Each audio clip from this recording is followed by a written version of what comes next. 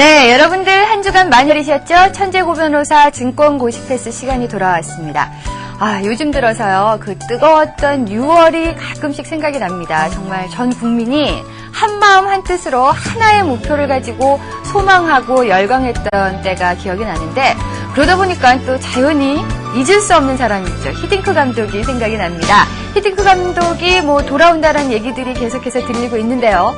히딩크 감독이 우리나라 축구 발전에 기여한 공로 중에 하나, 주위의 압력과 비난에도 불구하고 기초 체력 훈련에 적극적으로 나섰다는 건데, 여러분들 이렇게 주식시장 좀 수상하고 어떤 방향을 잡기가 어려울 때는 기초 체력을 든든하게 하신 후에 시장이 돌아섰을 때 수익을 내는 그런 방법이 가장 필요한 게 아닌가 생각이 듭니다.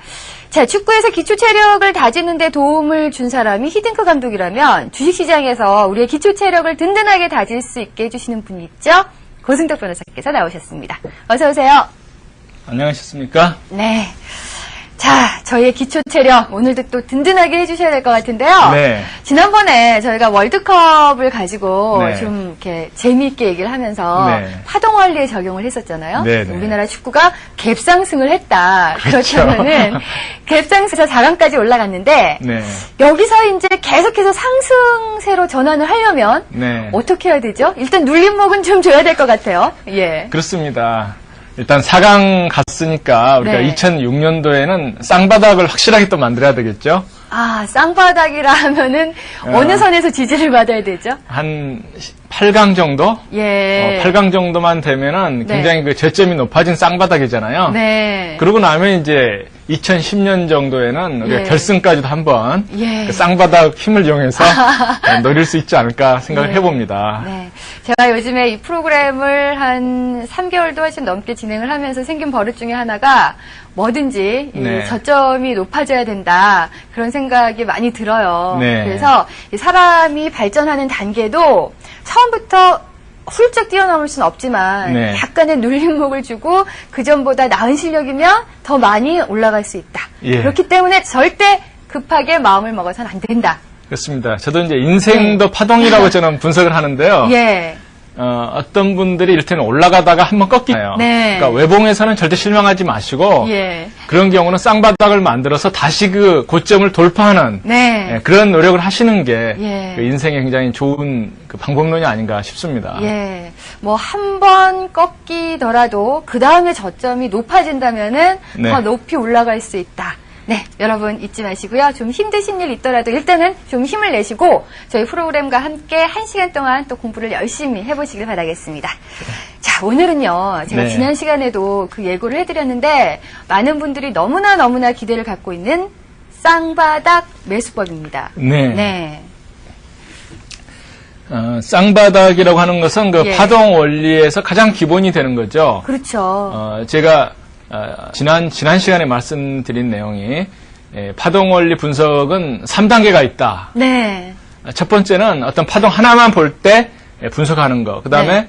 그 장기 파동과 단기 파동을 같이 놓고 분석하는 방법. 네. 그 다음에 큰 파동과 작은 파동을 같이 놓고 분석하는 방법. 이렇게 3단계가 있다고 이제 말씀을 드렸습니다. 네.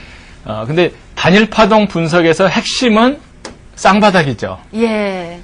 어떠한 그 파동이 됐건 간에 네. 그 올라가는 파동이 되려고 하면은 일단 저점이 높아져야 되겠죠. 네. 그래서 그 쌍바닥이 상승의 기본이 되는 거죠. 예. 이렇게 올라갑니다. 네.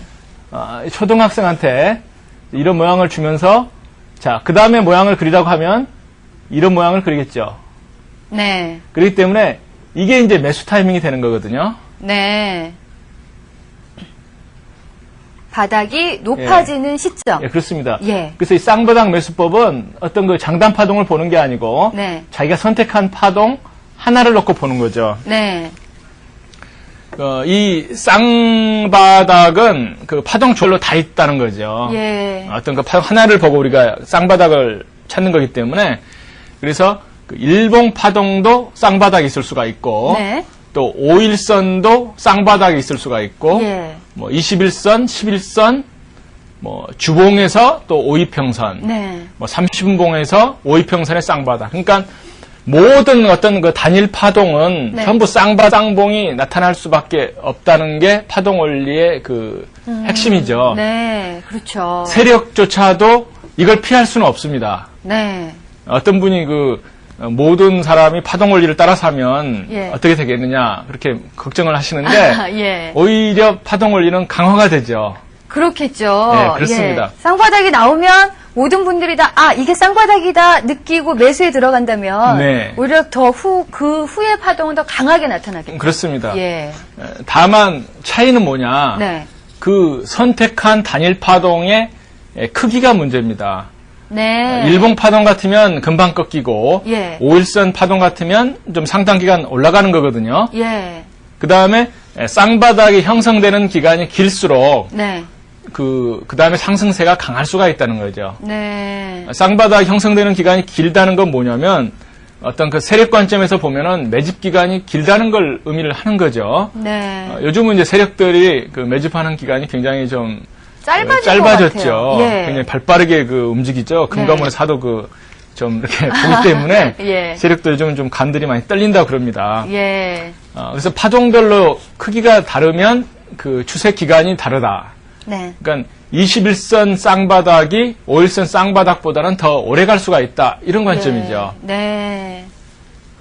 제가 이런 파동 원리가 모든 단일 파동에 적용된다고 굉장히 강조를 함에도 불구하고 네. 아직까지도 그 일봉 파동만 보면서 그 매매하시는 분들이 많거든요. 그렇지만 네. 모든 차트에 다 적용이 된다 하는 겁니다. 네, 맞아요. 그렇죠. 그러니까 5분봉에서도 적용이 되고 30분봉에서도 적용이 되고 일봉, 주봉, 월봉까지 다 적용이 됩니다. 네, 그렇습니다. 이제 파동의 크기만이 문제라 하는 거거든요. 네. 그 대동전자라고 하는 종목이 있습니다. 네. 대동전자. 예. 대동전자도 유명한 그 세력주죠. 네. 세력주라고 그래서 어떤 제가 회사에 대한 그 비난을 하다 생각하시면 안 됩니다. 예. 어차피 그 주가를 관리하는 그 세력이 있어가지고 네. 뭐 세력도 장사를 해야지 먹고 살 거 아닙니까? 그렇죠. 그래서 뭐 세력을 좀 약간 밉게 좀 부정적으로 이제 보는 그런 관점이 있긴 하지만 네. 우리가 기술적 분석을 철저히 할 때는 그 세력에 대한 뭐 미움과 어떤 그 뭐 사랑 이런 네. 감마저도 버려야 됩니다. 완전히 이 차트만 보고 예. 기계적으로 움직여야겠네요. 그렇습니다. 예. 뭐 세력이 밉다, 뭐 이쁘다 우리가 감을 가지고 판단할 필요가 없이 네. 그 만들어진 차트를 따라가시면 되는 거거든요. 예. 그러니까 대동전자라고 하는 종목의 네. 그 일봉 차트를 한번 보시면은 예. 그 이 주가 쌍바닥 그런 네. 것들을 한번 보실 수가 있죠. 진짜 이 저점이 높아진 쌍바닥이 나온 후에 네. 아주 급등세가 나왔네요. 그렇죠. 봉파동도 봉파동만 일단 보겠습니다. 일봉파동만 좀 네. 확대를 할까요? 예. 그러면은 봉파동이 쌍바닥이죠. 네. 희한하게 11선 지지예요. 그러네요. 예, 세력들은 11선을 좋아한다. 네. 세력들이 보지는 않았을 텐데 네. 이때는 책도 나오기 전이거든요. 예. 아무튼 세력 11선을 지지한다. 그러니까 네. 1차 바닥, 그다음 2차도 눈으로 자세히 이건 현미경으로 봐야 되는데 3바닥을 만들고 급등을 시키죠. 예. 그리고 우리가 5일선 보면 쌍바닥을 만들었죠. 네. 그러니까 이날 또는 그 다음날 아침이 안 무너졌다고 하면 네. 이건 5일선이 위로 돌기 때문에 봉파동의 3바닥, 5일선의 쌍바닥 해가지고 이게 매수 시점이죠. 네. 역시 강하게 그 파동이 나오죠. 예. 그 다음에 최근에 이제 이런 모습을 한번 봐보세요. 이것도 역시 또 11선 지지가 나타나죠. 네. 이건 5일선 지지라고 많은 분들이 보실 텐데 그게 아니고 11선 지지입니다. 네. 그 사실은 여기서 증명이 되죠. 네. 또 11선 지지가 오죠. 예. 그래서 자 봉파동이 이건 이제 그 눈에 안 보이는 약한 그 쌍바닥. 네. 두 번째 바닥, 3바닥 하면서 강하게 한번 치죠. 네. 그러니까 세력이 움직이는 모습은 항상 비슷한 패턴이 나옵니다. 다만 여기서는 금방 꺾인 이유가 예. 5일선이 쌍바닥이 아니었기 때문에 파동의 크기가 약한 거죠. 예. 그래서 아까 보여드린 거기는 5일선 쌍바닥이기 때문에 좀 추세가 강했었고 네. 금방 안 무너졌는데 예. 이건 5일선 외바닥이기 때문에 이 봉파동은 금방 꺾일 가능성이 크다. 네. 이걸 이제 생각을 하시면 되고요. 예. 그 다음에 하락할 때 그 5일선 이게 분명히 쌍바닥처럼 보이죠. 네. 근데 이제 약한 게 뭐냐면 네. 항상 21선이라고 하는 큰 추세를 생각을 하셔야 됩니다. 아, 예. 예, 쌍바닥이라고 하더라도 21선 위에서 나올 때는 굉장히 강한 거고요. 네. 21선 타고 오르내릴 때는 일단 잘하면 박스라고 하는 생각을 가지고서 네. 그 발빠르게 대응을 하셔야 되는 거죠. 아, 저는요, 이 프로그램을 진행하면서 항상 느끼는 건데, 네. 이 저희가 알려드리는 뭐 쌍바닥 매수법이나 스토캐스틱 이런 것들을 네. 평면적으로 분석을 해서는 네. 오히려 더 잘못된 판단을 가져올 수도 있겠다라는 생각이 많이 들어요. 예. 그러니까 좀 더 입체적으로 그렇습니다. 이것저것 요모조모 다 따져보고 이 매매에 들어가셔야지 그렇지 않으시면 오히려 네. 더 손실이 날 수도 있겠다라는 생각이 드네요. 예, 그렇습니다. 그러니까 파동 원리를 완전하게 분석을 하시려면 네. 그 단일 파동을 고점, 저점, 강약 포인트를 보셔야 되고 네. 그 다음에 그 장단 파동, 예. 장단 파동이라고 하면은 그 이평선과의 관계 또는 이평선끼리의 관계를 그 보는 거죠. 예.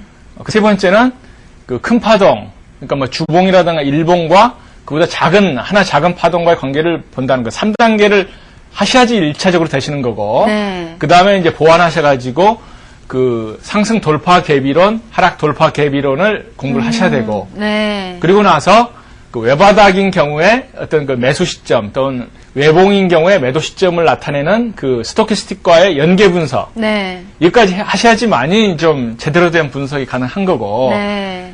어떤 그 단편적인 것만 가지고 분석하시게 되면 거꾸로 보일 수가 있습니다. 그렇죠. 그렇죠. 예. 기본 파동은 외바닥에서 꺾이 있는데 스토캐스틱은 현미경으로 봐야지 쌍바닥이 보인다. 이건 네. 아니거든요. 네.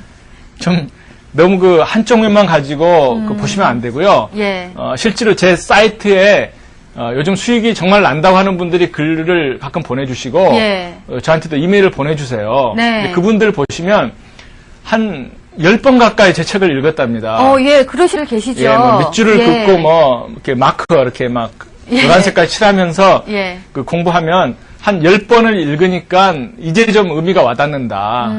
맞아요. 예, 그렇죠. 그러니까 사실 저희가 그냥 단순하게 보내드리는 방송을 가지고 이 네. 몇 개월간에 들은 걸로 인해서 어떤 수익을 내려고 한다면은 어떻게 보면 좀 욕심이 많은 거죠. 네. 고객사께서는 지금까지 그 엄청난 수업료도 내고 이렇게 연구를 많이 하셔 2권으로 압축을 해서 앞으로 네. 3권이 더 있지만 압축을 해서 내셨지만 그 사이에는 오랜 기간 동안 연구가 있으셨던 거거든요. 그렇습니다. 그렇게 본다면은 시청자분들도 너무 그 단편적인 지식으로 네. 이 시장에 대응을 하셔서 또 시장에 참여하셔서 손실을 내실 경우가 있으니까 네. 좀 더 신중하고 입체적인 분석이 필요할 것 같다는 생각이 드네요. 예, 그렇습니다.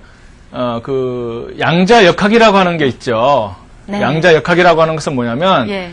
그 파동과 에너지와 그 입자를 세 개를 그 연결시킨 이론이에요. 네, 어렵네요. 예. 아인슈타인의 또 통일장 이론이 있잖아요. 예. 뭐 전기 파장, 뭐 전자 파장, 무슨 그 중력장 이런 것들을 연결해 가지고 통일장을 만들어냈잖아요. 예. 근데 만약에 그런 전체적인 이론을 보지 않고 단편적인 이론, 이를테면 어떤 그 입자적인 관점만 가지고 어떤 해석을 하거나 네. 에너지적인 관점을 가지고 뭘 해석한다 이런 식으로 전체로 놓고 보지 않고 네. 하나만 가지고 놓고 보면 뭐 이런 거 당연하지 하고 무시하면서 그 큰 흐름을 간과하게 되는 거거든요. 네. 그게 좀 안타까울 것 같아요. 맞아요. 제 책을 사신 분들이 한번 슬쩍 보고는 뭐 이게 뭐 별게 뭐가 있냐 예. 하고는 그냥 뭐 책을 뭐 엿이랑 바꿔 먹으려고 하는 분들도 있고 예. 이런 분들이 있는데 그분들은 제가 볼 때는 그 좀 아직 자세가 좀 덜 되신 예. 그런 감이 조금 듭니다. 그래요. 저희도 이제 시청자 의견란이나 그런 데 봐서, 네.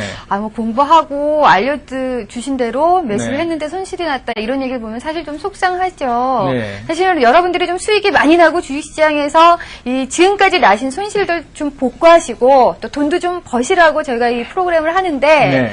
그런 얘기도 보면 참 속상하거든요. 그러니까 여러분들도 좀 더 이렇게 치밀하고 자세하게 네. 공부를 할 필요성이 있지 않나 그런 생각이 듭니다. 예. 그렇습니다. 자, 쌍바닥 매수법 하면은 많은 분들이 이거 계속해서 얘기했던 거 아닌가 싶겠지만 네. 그래도 이 내용을 보니까 아니에요. 다시 한번 깨달을 만한 게 많이 있어요. 네. 예. 쌍바닥에서 기본은 5이평선 쌍바닥입니다. 네. 그건 제가 이제 확실하게 말씀을 드릴 수가 있어요. 예. 그 어떤 봉파동도 뭐 쌍바닥이 나올 수가 있고, 네. 뭐 이평선도 여러 가지가 있는데, 11선 이상이 되는 이평선은 너무 느리기 때문에 실전에서 답해서 사용하기가 힘들고, 예. 그다음에 봉파동은 그 너무 빠르게, 그러니까 하루나 이틀, 특히 그 외바닥에서 3일 급상승은 눌림목이라고 그랬잖아요. 네. 그러니까 따라가기가 힘들거든요. 네. 근데 5일선 또는 5이평선 쌍바닥은 그 움직이는 게 굉장히 그 좀 따라갈 만 합니다. 네. 왜 5일선 바닥이 기본이 되냐면은요, 5일선이라고 하는 것은 일주일의 그 주가 움직임을 나타내는 거잖아요. 네. 일주일에 5일 거래가 되기 때문에 그래서 5일선이라고 하는 게 의미가 있는 거거든요. 네. 5일선 쌍바닥이 나타나는 것은 뭐냐면, 생각해보세요. 해소 단위가 예. 가령 올라갈 때 5일이고 내려갈 때 5일이다. 네. 쌍바닥이 또 나타나려면 또 올라가는 게 5일이잖아요. 5일이고, 예. 그래서 뭐 또 조정하는 게 그렇고. 그래서 보통 5일선 쌍바닥, 쌍봉이 나타나려고 하면 보통 그 한 달 정도가 걸립니다. 아, 그러네요. 일주일에 5일이 거래가 되니까 네. 올라갔다 내려갔다 올라갔다 내려갔다 파동이. 한 달 정도 되겠네요. 예. 그래서 그 이 한 달 정도의 어느 정도 그 큰 흐름을 보고 우리가 매매를 하는 거기 때문에 네. 그 정도는 봐야 되지 않나 싶고요. 네. 그다음에 30분봉이라든가 분봉을 볼 때도 마찬가지입니다. 네. 특히 그 분봉을 볼 때 그 분봉 자체의 쌍바닥 쌍봉만 찾다 보면 네. 그 소탐 대실할 가능성이 커요. 예. 그렇기 때문에 특히 분봉을 보신 분들은 그 5이평선 정도는 보시면서 매매를 하셔야지 되고, 맞아요. 특히 그 선물 옵션 하시는 분들은 그 1분봉을 많이 보시잖아요. 네. 근데 1분봉에서 당장 흔들리는 그걸 보고 있으면은 그 매매를 하실 수가 없습니다. 그렇죠. 그렇죠. 예. 그러니까 1분봉 가지고 특히 그 선물 옵션 하시는 분들은 그 반드시 그 5이평선의 그 파동 모습을 보고 매매하시게 되면 네. 조금 그 안정감을 가지고 네. 매매를 하실 수가 있고 조급함이 없어질 것이라고 믿습니다. 네. 그다음 쌍봉, 쌍바닥, 쌍봉은 이제 다음에 말씀을 드리고요. 예. 쌍바닥 그 보실 때 네. 또 중요한 관점이 뭐냐면 그 파동 원리상 단일 파동은 고점 저점도 보고 그 다음에 봐야 될 게 올라갈 때 강하고 조정할 때 약하다는 포인트죠. 네. 그것이 쌍봉, 쌍바닥을 보실 때 그 관점으로 보셔야 됩니다.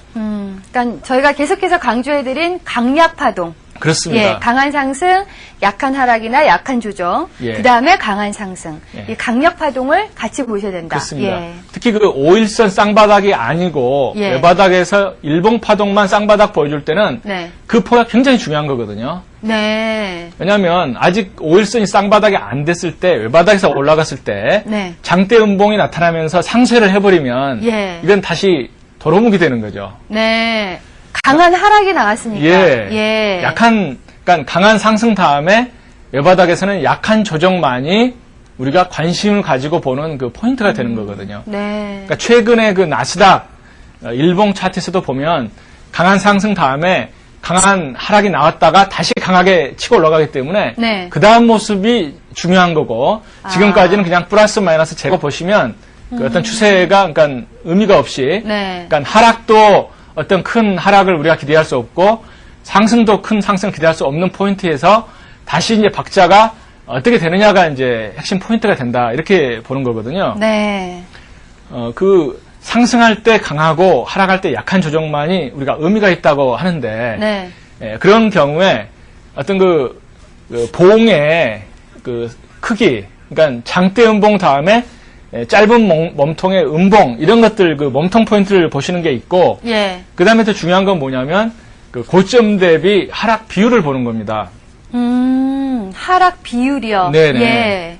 예. 그게 제가 이제 2분의 1을 가지고 네. 한번 그 보시라는 말씀을 드렸어요. 아, 예. 그게 이제 어떤 포인트냐면은 고점에서 많이 하락한 종목일수록 다시 치고 올라가기는 더 힘이 듭니다. 네, 그렇겠죠, 아무래도. 그렇죠. 예. 그래서 개미분들의 그 마인드를 바꾸셔야 되는 거거든요. 네. 그러니까 강하게 치고 올라간 종목이 그 좀 덜 하락하고 가령 네. 20-30%에서 다시 위로 돌 때 네. 이게 강한 거지. 예.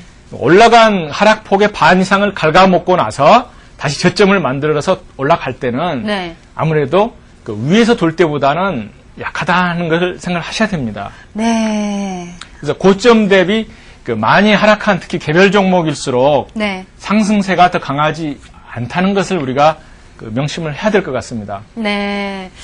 그렇잖아요. 예, 그 정말 중요한 것 같아요. 네. 제가 이제 쭉 그래프를 지켜보면은 큰 양봉이 나오고 나서 네. 50%를 넘지 않는 범위 내에서 뭐 왔다 갔다 조정이 나오면은 그 다음에 더 큰 양봉으로 상승이 가능한데 네. 그렇지 않고 이 양봉을 완전히 감싸는 음봉이 나온다던가 뭐 저점이 같아지면은 하락 상승도 좀 네. 이렇게 강하지 않은 경우가 많더라고요. 그렇습니다. 예. 그 5일선에서도 마찬가지예요. 5일선에서도. 네. 그 봉파동뿐만이 아니라 5일선에서 마찬가지거든요. 예. 그런 관점에서 아까 대동전자 차트를 한번 다시 한번 그냥 띄워놨으니까 예. 한번 보겠습니다. 네. 대동전자 일봉 차트인데요. 네. 자, 이거 마찬가지예요. 강하게 올라갔는데 네. 약하게 돌고 또 올라가죠. 네. 밀린 폭이 거의 없잖아요. 5일선을 보시면. 아, 진짜 5일선이 올라간 폭에서 50% 위에서 조정을 받네요. 예, 굉장히 강한 네. 모습이 나오는데 네. 이때는 쌍바닥인 것처럼 보이지만 어때요? 올라간 폭을 다 갉아먹었죠. 5일선. 예. 그렇기 때문에 이 반등 굉장히 약하다 하는 그 포인트거든요. 네. 그래서 이게 꼭 일봉 차트뿐만이 아니고 네. 모든 그 분봉 차트를 볼 때도 마찬가지입니다. 예. 그러니까 파동의 크기만이 문제지 그 원리는 다 똑같은 거예요. 그러니까 많은 분들이요. 아, 이거 분명히 쌍바닥이다 생각을 하셔서 네. 그러니까는 이제 상승폭의 그 저점까지 내려와서 네. 올라갈 때, 아, 이건 쌍바닥이다. 고 변호사께서 쌍바닥엔 매수하라 그랬다 해서 네. 매수를 하셔서 그냥 쭉 갖고 계시다 보면 네. 위에 고점도 돌파 못하고 다시 내려가는 경우가 있거든요. 그렇습니다. 예, 그러니까 이런 것들을 좀 꼼꼼하게 챙겨 보셔야 될 것 같아요. 그렇습니다. 그러니까 특히 그 21선 밑에 쌍바닥은 잘 보셔야 되는 거죠. 네. 전 고점까지 못 올라갈 가능성도 큽니다. 네. 그렇기 때문에 그 고점 대비 하락하는 비율이라든가 그 조정의 강약 포인트를 굉장히 조심스럽게 보셔야 되는 거고요. 네. 그 다음에 지금 240쪽으로 지금 가고 있는데요. 예. 이 쌍바닥도 여러 가지 쌍바닥이 있다는 거죠. 네.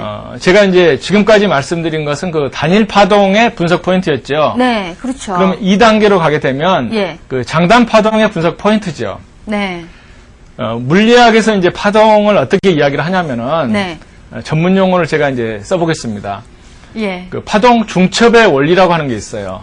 네. 오늘 계속해서 어려운 얘기들이 나오고 있습니다. 네. 파동 중첩의 원리. 네, 파동 중첩의 원리는 뭐 알고 보면 쉬운 건데 좀 어렵게 이야기를 해본 거예요. 말이 참 어렵네요. 예. 중첩이라고 하는 것은 뭐냐면은 서로 다른 파동이 겹쳤을 때 어떤 모습을 보여주느냐 하는 거거든요.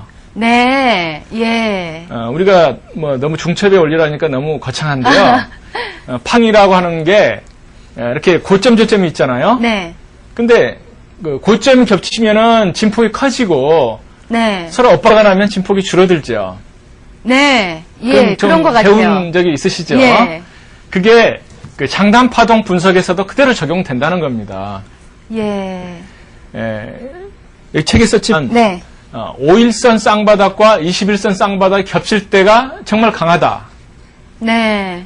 겹쌍바닥은 강하다 이런 게 있잖아요. 예, 저희 프로그램 시작할 때 네. 고 변호사께서 21선이 쌍바닥이고 5일선이 이 쌍바닥에서 N자형으로 상승을 하면 굉장히 강하게 상승을 한다. 그 얘기를 하셨거든요. 네. 아, 이게 바로 이 파동 중첩의 원리예요. 예. 그러니까 파동의 중첩의 원리를 알게 되면 네. 그 매수 아까 그 현대자동차 제가 보여드렸죠. 네. 지난 시간에. 예. 그래도 보면 그 매수 맥을 딱 잡아내는 게 가능하죠. 네. 그걸 모르시면 올라간 다음에 하고 그 꼭지에서 잡게 됩니다. 네. 그러니까 파동 중첩의 원리는 뭐냐? 네. 파동이 어떤 파동이 있을 때 큰 파동이 느리게 움직이는 게 있고 네. 작은 파동이 느리게 움직이는 게 있는데 예. 그럼 이게 파동 중첩이 되는 거죠. 예. 이게 중첩이라고 하는 것은 그 다음에 강한 흐름이 가능하다는 거거든요. 네. 이런 때는 엇박자죠. 예.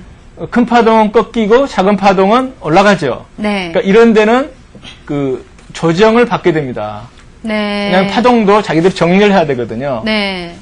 이것도 엇박자죠. 예. 그냥 여기는 그 중첩이 됐습니다. 아, 방향이 같아지는군요. 예, 같은 방향으로 파동이 쏘는 거죠. 네. 그렇기 때문에 우리가 파동을 알게 되면 당장 그 봉의 움직임은 그 작다고 하더라도 네. 그 파동이 같은 방향으로 쏜다는 게 굉장히 큰 포인트거든요. 아, 그래서 제가 그 전에 한 네. 2주 전부터 시장이 상당히 불안했잖아요. 네. 그때의 30분 봉을 보면 항상 그런 것 같더라고요. 이 이동 평균선이 엉켜 있을 때는 네. 어떤 방향이 없이 계속 그 안에서 이제 작은 봉파동이 움직이는데 네. 여기서 어떤 이 엉켜 있는 이동 평균선이 풀리면서 방향이 설정되면 네. 상당히 강하게 움직이더라고요. 그렇습니다. 예. 조금 전에 제가 차트에 그려드린 건 뭐냐면은 네. 장기 파동과 단기 파동이 같은 파동을 이렇게 쌍바닥을 만들 때 네. 겹쌍바닥은 굉장히 강하다. 파동 원리상 당연한 건데요. 네. 그보다 이제 조금 약하지만 그래도 상대적으로 강한 게 뭐냐면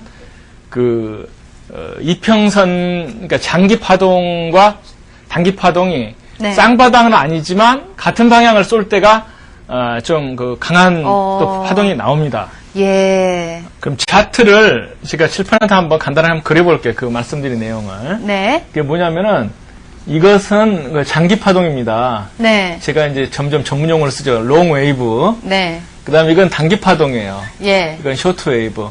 예. 왜 제가 이제 롱 웨이브, 쇼트 웨이브라고 하는 말을 쓰냐면은 예. 이게 모든 파동에 다 적용되기 때문에 꼭 네. 뭐 22평, 5평 이런 관계가 아니거든요. 네. 자, 여기서 보게 되면 네. 장기 파동이 상승 지금 중이잖아요. 네. 그럼 상향. 그다음에 단기 파동이 쌍바닥. 네. 이런 포인트가 쌍바닥이 중요하죠. 네. 그러니까 그 장기선에 또는 장기 파동이 닿는다는 게 중요한 게 아니고 이 쌍바닥이라고 하는 게 단기 파동 항상 쌍바닥이어야 됩니다. 네. 이 쌍바닥에서 그 장기 파동도 상향일 때 이때가 항상 매수타임이라고 말씀드렸거든요. 그것도 역시 그 파동 중첩의 원리하고 통하는 거죠. 네. 제가 책에 쌍바닥 이론을 여러 번 썼죠. 네. 그건 이제 한번 쭉 유심히 보시는 게 좋은데요. 네.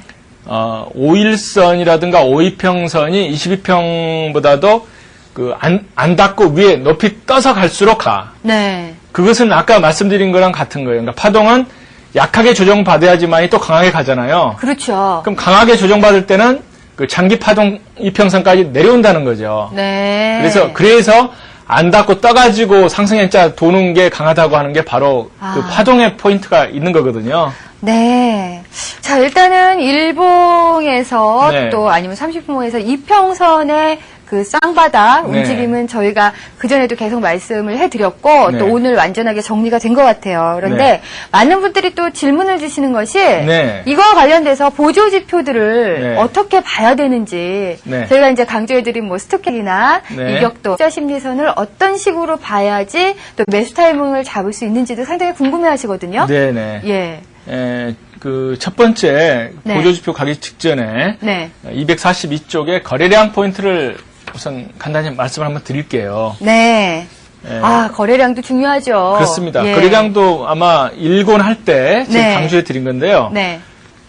특히 개별 종목 경우에는 거래량 포인트가 굉장히 중요하고 네. 어떤 그 종합주가지수에서도 이제 거래량을 눈여겨 보셔야 되는 거거든요. 네. 거래량은 이게 상승세라고 하게 되면 상승할 때 거래량이 늘어나야 되고 하락할 때 줄어들어야 되고 네.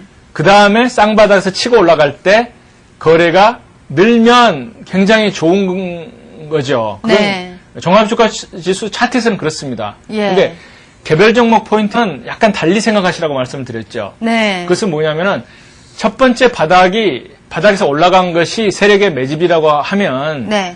조정받고 올라갔을 때는 거래가 안 나오고 그 쌍바닥에서 올라가야지만이 세력이 손에 들고 있다 하는 포인트죠. 그렇죠. 세력이 매집을 해서 네. 그 하락 시에 물량을 내놓지 않으니까 네. 거래량이 적을 수밖에 없겠죠. 예. 예. 그렇지만 그 주가의 움직임의 그 큰 흐름은 네. 큰 힘은 에너지는 이제 거래량이잖아요. 그렇죠. 그렇기 때문에 시장 흐름을 나타내는 종합주가지수에서만큼은 네. 쌍바닥 치고 올라갈 때 거래가 더 많아야지만이 의미가 있다는 거죠. 아, 그러니까 일단은 거래량에서의 포인트는 개별 네. 종목과 종합주가지수와의 그 시각이 조금 달라져야겠네요. 예, 그렇습니다. 예. 예, 그래서 그 종합주가지수가 그 진바닥권에 이르게 되면 네. 그 바닥에 거래가 좀 흥건하게 고이는 것을 볼 수가 있죠. 예. 최근에 그 하락장에서도 보게 되면 그 지수가 하락하면서 거래가 중간에 많이 안 나왔습니다. 네. 뭐 약간씩 뭐 나왔다 안 나왔다 하게 보이지만은 네. 큰 의미가 없는데 이제 그 진바닥에 가까워 갈수록 거래가 지금 막 쌓이고 있죠. 네. 그래서 제가 이건 정말 종합주가지수의 중기적인 바닥이 임박했다고 믿는 그 근거는 뭐냐면 종합주가지수 일봉 차트를 보시면 거래량이 바닥에 지금 흥건하게 지금 고이면서 그 지지만 되면 네. 이건 위로 간다 이렇게 이제 말씀을 드리는 거거든요. 예. 그래서 종합주가지수 차트 보실 때와 개별 종목 차트 보실 때는 그 관점의 포인트가 다르다 하는 것을 유념을 하시면 좋겠습니다. 네. 기억을 꼭 하셔야겠어요. 괜히 네. 또 개별 종목 보시면서 종합주가지수의 거래량 보는 거와 같이 보시다가 오히려 낭패를 보실 수가 있고 네. 또 종합주가지수 보시면서 그 개별 종목에서의 거래량 보시면서 또 괜히 잘못 들어가실 수도 있으니까 요게 다르다는 것은 꼭 염두에 두셔서 시장을 보시는 게 좋겠네요. 네, 그렇습니다. 예. 자, 그리고 쭉 가면은요. 예. 이제 보조지표 쌍바닥으로 이제 갑니다. 네. 보조지표 쌍바닥은 그 외바닥에서 특히 이제 의미가 많죠. 네. 왜냐하면 기본 파동, 그러니까 이제 오이평선이라든가 봉파동이 쌍바닥이 나버리면 네. 그게 우선입니다. 예. 그걸 가지고 뭐 스토캐스틱 쌍봉을 찾고 계실 필요는 없죠. 예. 근데 보조지표 쌍바닥 또는 이제 그 트리플 바닥은 외바닥에서 굉장히 유용하다는 것을 이제 강조를 해드렸죠. 예, 그러니까는 뭐 일봉상에서의 5위평이나 네. 12평의 외바닥에서는 이 보조지표가 쌍바닥일 때는 네. 이제 구분이 가능한 거고. 그렇습니다. 예. 보조지표가 이제 파동이다 이렇게 네. 말씀드렸는데 네. 그 전문 용어로 그 다이버전스라고 그러죠. 네. 다이버전스. 예. 그러니까 주가는 그 계속 올라가는 아직 쌍봉이 안 나타났거나 또는 아직은 쌍바닥이 안 나타났지만 보조지표는 쌍봉 쌍바닥을 그 먼저 보여준다 하는 네. 게 그 다이버전스 이론입니다. 예. 그것도 역시 파동으로 저는 이해를 합니다. 그러니까 용어는 참 어렵지만 파동으로 네. 이해하면 너무 쉽죠. 네. 제가 좋아하는 게 이제 스토캐스틱 그 바닥이죠. 네. 스토캐스틱. 스토캐스틱은 일봉 외바닥에서 쌍바닥이 나올 때도 있고 트리플 바닥이 나올 때도 있습니다. 네. 특히 그 외바닥에서 나오는 트리플 바닥은 신뢰성이 굉장히 크죠. 네. 종합주가지수 차트를 보게 되면 네. 그 쌍바닥이나 그 트리플 바닥에서 그 상승이 나오는 것을 볼 수가 있습니다. 예. 외바닥이라고 하더라도 마찬가지죠. 네. 제가 전에 한번 보여드린 기억이 나는데 예. 다시 한번 확인 한번 하시면 좋죠. 그렇죠. 확인을 네. 또 해봐야죠. 네. 예. 종합주가수에서 지금 여기서 최고점을 치고 내려가는 거죠. 네. 자, 분명히 봉파동상으로는 외바닥, 또 외바닥, 또 외바닥이죠. 네. 그렇지만 밑에는 어때요? 스토캐스틱 어. 533은 원바닥, 투바닥, 쓰리바닥 하듯 엄청난 갭상승을 예. 며칠간 하는 걸 볼 수가 있죠. 네. 이때는 원바닥, 투바닥. 네. 이것도 분명히 그 고점 대비 분명히 외바닥이죠. 네. 중간 보면은 뭐 쌍바닥인 것처럼 보이지만 봉의 중간을 놓고 보더라도 역시 외바닥입니다. 이날이. 네. 그렇지만 어때요? 스토캐스틱 쌍바닥 이날 나왔죠. 네. 그러고 나서 2, 3일간 가더라. 네, 그러네요. 이것도 이건 지금 사실 명확하지는 않죠. 네. 그렇지만 이게 원바닥으로 쳐주면 투바닥, 투바닥이 되는 그러고 거죠. 나서 만약 쓰리바닥이 나오면 신뢰성이 크죠. 네. 아직은 잘 모르겠죠. 예. 특히 그 166이라고 하는 게 그 10일 파동의 선행 지표인데 네. 고점과 저점은 여기 낮아지고 있어요. 예. 그렇기 때문에 여기서는 스토캐스틱의 쓰리바닥만이 단타 의미가 있는 거지 네. 아직은 좀 약하다 이런 말씀을 드리고 싶습니다. 네. 그 종합주가지수가 이제 30분봉을 보고서 그 실시간 변화를 우리가 좀 일봉보다는 먼저 잡아내잖아요. 네. 그 경우에도 스토캐스틱 이번에는 이제 16.6이 이제 기본 그 지표니까. 예, 그렇죠. 그 경우에 제가 이제 여러 번 보여드렸죠. 스토캐스틱에서도 쌍바닥이 나오면 잠깐 이렇게 엉덩이를 들고 예. 그 풀바닥이 나오면 그 다음날 갭상승할 가능성이 크다 네. 하는 것은 제가 이제 실증을 해드렸습니다. 예. 그리고 제가요, 네. 그 말씀을 듣고요, 네. 이 집에 가가지고 HTS를 켜놓고 네. 쭉 한번 봤어요. 네. 그런데 이 확률적으로 봤을 때 네. 30분봉에서 그 스토캐스틱 16.6이 3중 바닥이 나오면 네. 그 다음날 갭상승하는 확률이 네. 제가 찾아본 거는 거의 한 90%는 되는 것 같아요. 그렇죠. 예. 엄청나더라고요. 그러니까 제가 그 특히 트리플 바닥에서 상승세로 외바닥 네. 단타 상승이 나올 가능성은 저는 이제 약간 이제 확률을 낮춰가지고 항상 80%라고 말씀을 드리죠. 네. 80% 확률이라고 하는 것은 제가 항상 말씀드리지만 그 침팬지보다는 엄청난 확률이라고 말씀을 드릴 수가 있습니다. 그렇죠. 네. 그게 이제 스토캐스틱 그 쌍바닥 트리플 바닥을 이용한 그 단타 매수법이고요. 네. 그 다음에 이격도와 투자 심리선 쌍바닥을 이용한 그 매수법입니다. 네. 전 시간에 제가 종합주가지수의 진바닥 그 매수법을 말씀을 드렸었죠. 네. 그때 말씀드린 게 이격도, 투자 심리선, 스토캐스틱 세 가지를 놓고서 심채권에 들어갔다가 나올 때 쏘면은 외바닥도 괜찮다 하는 걸 말씀을 드렸잖아요. 네, 요 세 가지가 동시에 나올 때. 네, 예. 그렇습니다. 그 중에 뭐 투자 심리선은 나왔지만 이격도가 안 나오면은 아무래도 좀 불안하죠. 예, 확률이 좀 떨어지니까 세 가지가 동시에 나올 때 이제 들어가면은 괜찮다. 예. 그렇게 말씀을 해주셨죠. 그게 이제 외바닥인데 네. 그 투자 심리선 이격도 쌍바닥을 가지고 매도 타이밍을 잡는 그런 기법이 있습니다. 네. 그게 이제 이건 김종 소장님한테 제가 크레딧을 드려야 됩니다. 저도 네. 김 소장님한테 솔직히 많이 배웠습니다. 예. 김 소장님이 제일 좋아하시는 게 이격도와 투자 심리선 쌍바닥이고 네. 방송 중에 이제 공개도 여러 번 해주셨죠. 예. 근데 저는 이제 스토캐스틱을 좋아하기 때문에 그 스토캐스틱을 보완해서 보시면 더 좋겠다 하는 거죠. 지난 시간에 제가 투자 심리선 이격도 스토캐스틱을 세 가지를 보라 말씀을 드렸고 네. 거기서 533이 쌍바닥이 나오고 16.6이 골드가 나게 되면 신뢰성이 굉장하는 걸 이제 보여드렸는데 예, 그렇죠. 그 김 소장님은 이제 이격도와 투자 심리선 두 가지만을 주로 보시는 기법이고 네. 저는 스토캐스틱을 너무 좋아하고 네. 믿는 사람이기 때문에 예. 스토캐스틱을 활용을 해가지고 보완을 하시면 예. 우리가 신뢰성을 보다 높일 수가 있다는 걸 말씀을 드리고요. 네. 그 다음에 제가 RSI를 잠깐 이제 언급을 해드렸습니다. 예, RSI도 우리 일반 투자자분들이 많이 보는 보조지표 중에 하나죠. 그렇습니다. 예. 저는 RSI를 예. 그 변수를 11선을 좋아해요. 네. 미국에서 이제 나오는 RSI는 기본 변수가 14로 되어 있습니다. 아, 예. 제가 그 미국 차트 나오는 데 가보면은 항상 14로 나와 있더라고요. 예. 미국은 그 14가 정설로 되어 있더라고요. 아, 예. 근데 제가 우리나라 시장에 적용을 해보니까 네. 변수 12점 그 확률이 굉장히 높아요. 그래서 왜 우리나라에서는 변수 12점 더 유용한 변수일까 생각을 해보니까 네.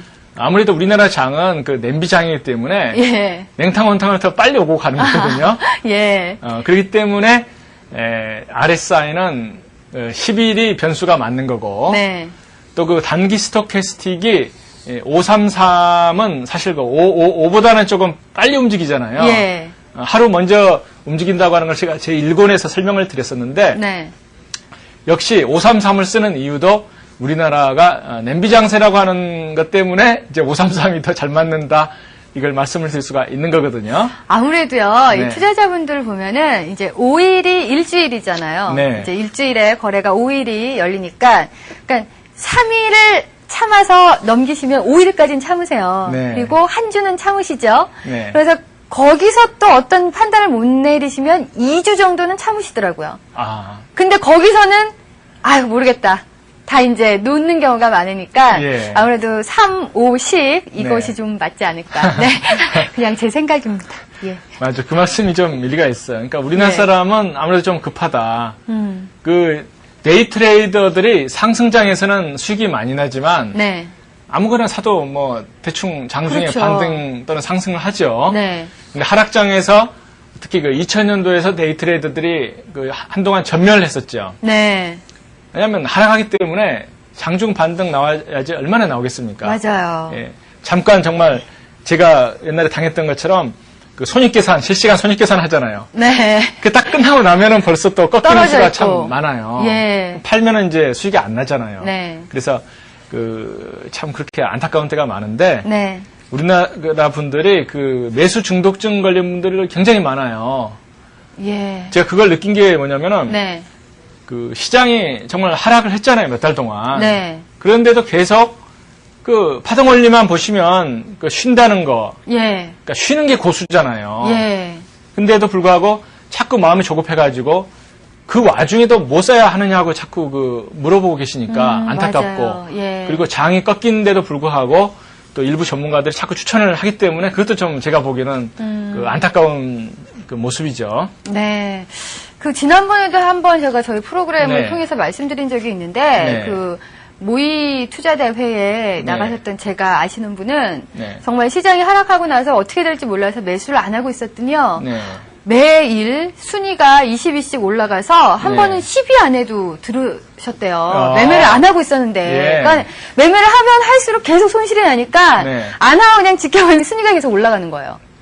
그만큼 상대적으로, 그렇죠? 예, 그만큼 하락장에서는 매매를 안 하고 쉬는 게 돈 버는 거라는 거 그거를 네. 한번 꼭 좀 이제 아셔야 될 것 같아요. 그렇습니다. 그렇습니다. 예. 자, 쌍바닥 매수법. 예. 네.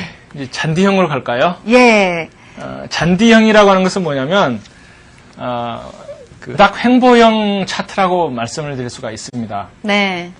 이 잔디형은 보통 그 중소형주에서 의미가 있고요. 종합주가지수 차트에서는 그 잔디형이 나타나기가 어렵습니다. 네. 잔디형이라고 하는 것은 보통 세력들의 그 수법이 네. 보통 한 서너 달 기준으로 해요. 예. 요즘 이제 두세 달로도 많이 단축이 됐는데, 네. 그러니까 평균 한 세 달 정도의 그 횡보를 만듭니다. 네.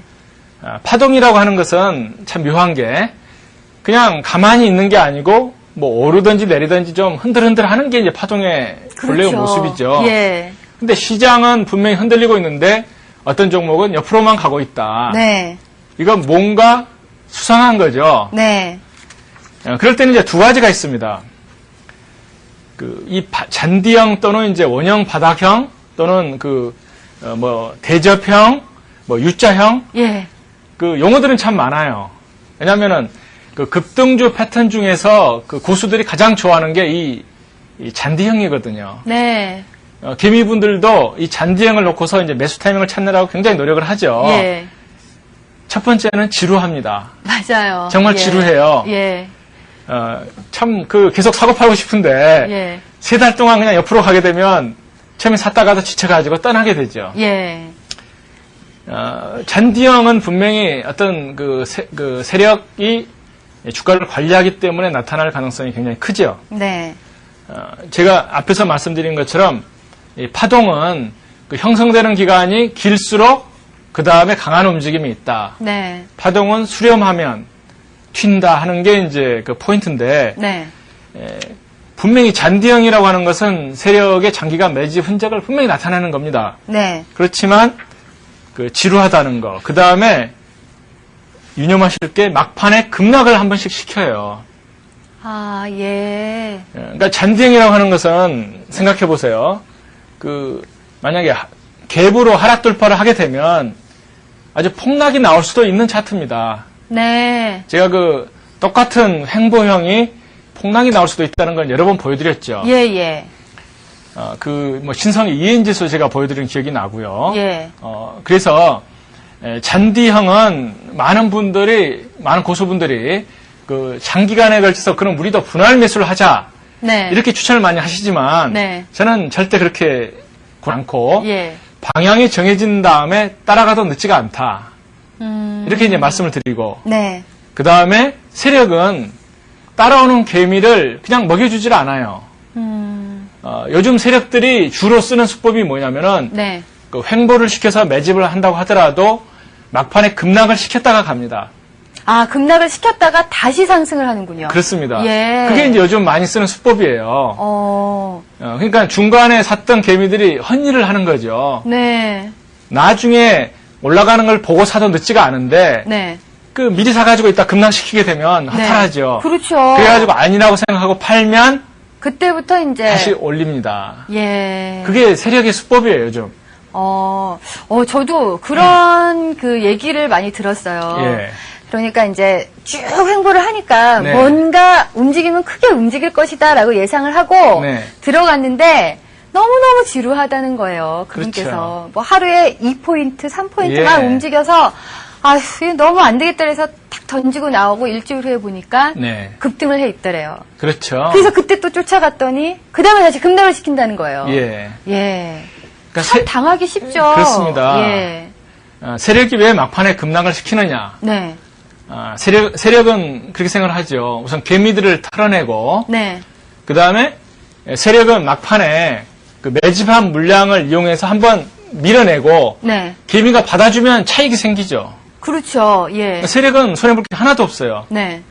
쫓아오는 개미 털어내고, 그 작전 자금을 막판에 조금 더 챙기고, 예. 그러면서 이제 올라가는 거거든요. 그래서 그 바닥 그 횡보주는 절대 미리 살 필요가 없다고 하는 게 제 기법입니다. 네. 일반 그 고수들 기법하고는 조금 다르죠. 예. 제가 예시하는 차트가 그 백광 소재입니다. 네. 백광 소재 역시 제가 세력주라고 말씀을 드리고, 네.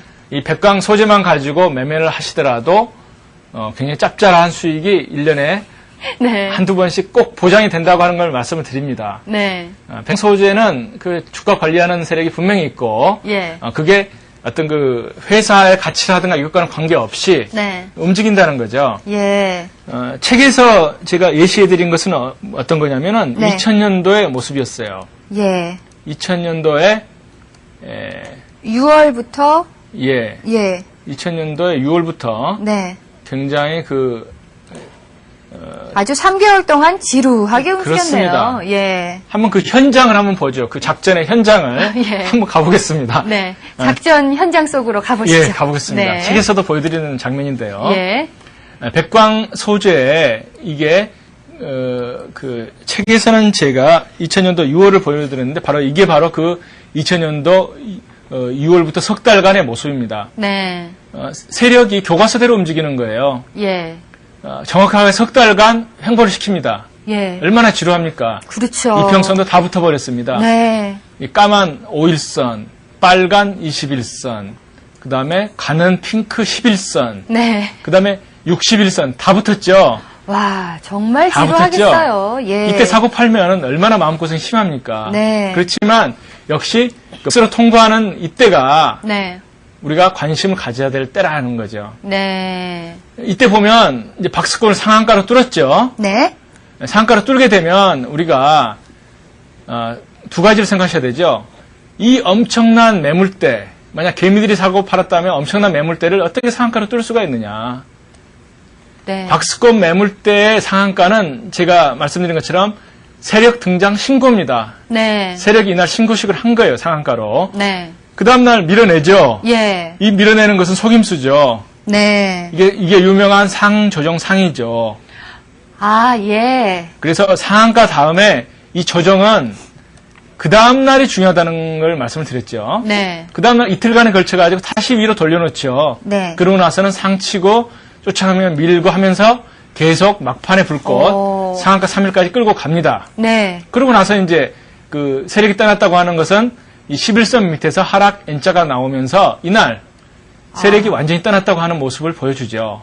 와, 기가 막히게 11선 밑에서 하락 N자형이 나와요. 만들죠. 예. 그러니까 급등주는 그 11선 밑에서 하락 N자를 만든다.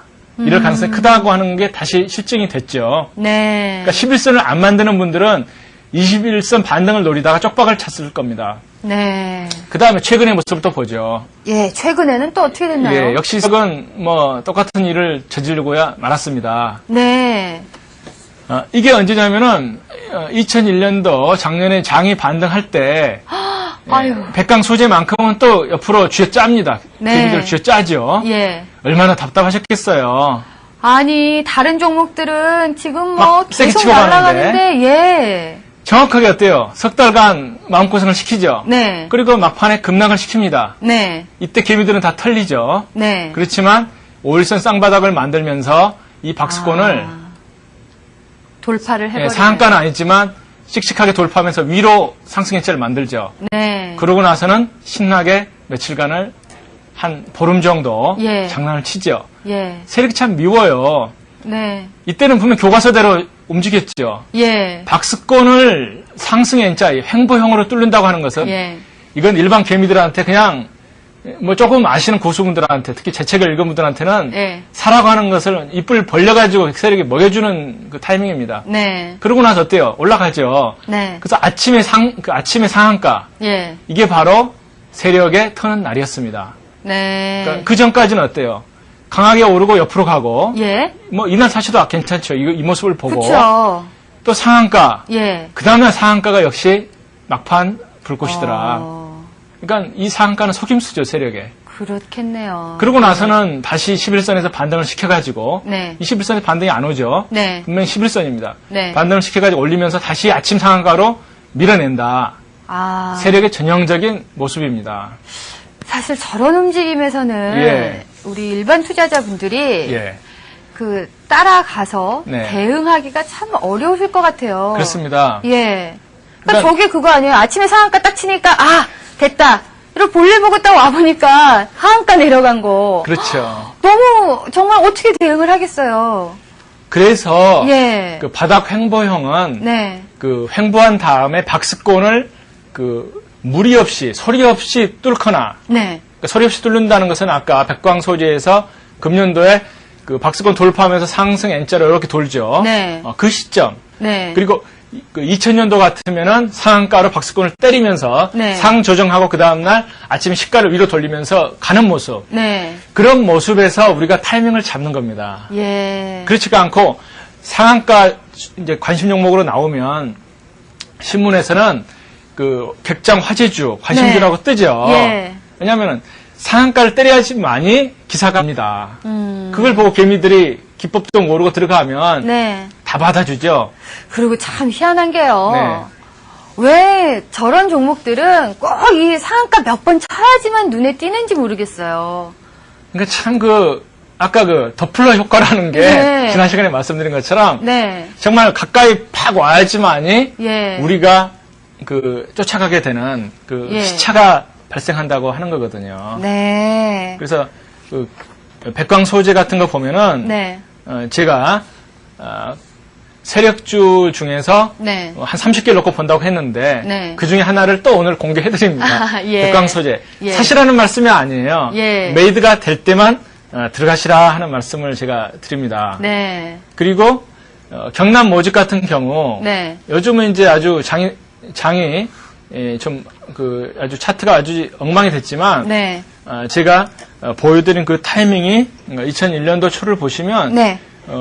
경남 모직의 그 작전은 네. 그 모습 보실 수가 있죠. 경모직 한번 보시려니까 이건 해먹어도 진짜 너무 심하게 해먹었어요. 세력이. 예, 한번 보죠. 예. 예.